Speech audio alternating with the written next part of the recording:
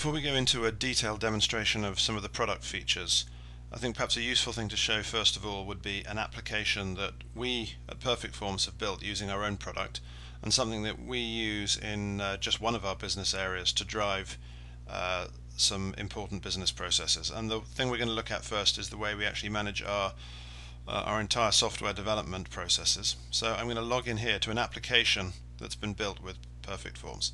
Now, a Perfect Forms application is not just a form, although it can be, but in most cases it's a collection of one or more forms and also several reports that accompany that form. And what we're looking at on screen now is actually our front page to our development application. So this is just a development portal, and this allows us to create, for instance, a new report issue. This could be an enhancement request or a defect. So I'm going to click on that, and this would allow me to open up a new defect or request a new enhancement, and this can be called up from anywhere, from any web page. It could even be embedded in a web page. So here you can see I can specify the type of request, which product it relates to. So we've really broken down the whole process, and we're capturing information on this. You'll see that certain fields are not editable by me at the moment. These could be tied to specific roles or only accessible at a specific stage during the lifetime of this form instance. So I'd describe here the summary and the detailed title. I could attach a file. Then we've got other pages on this form which allow the software development, the product manager, to review everything, to detail the status of the product, what priority it has within that status.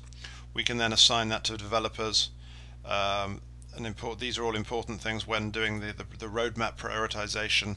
We estimate how many days a task is likely to take, which developer we might assign it to. So when we prioritize, we can make judgments based on who has got what size of task to do and how busy that person otherwise might be. Then we can see we've also got QA details here, and we can also flag in here if something requires change to documentation, for instance, and then we can detail that. So this one form really captures everything from the initial enhancement or defect being detailed right the way through to the development phase, even up to documentation.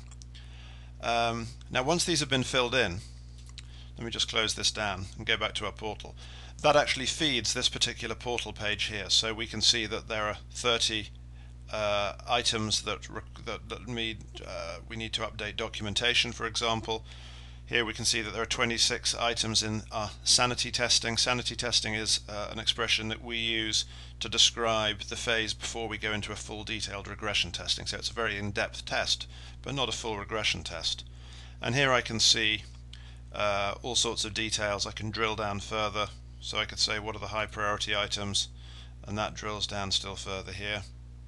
I can sort, I can drill back out again. I can do groups, I can do combined drill downs, and then I can actually open up the form instance itself.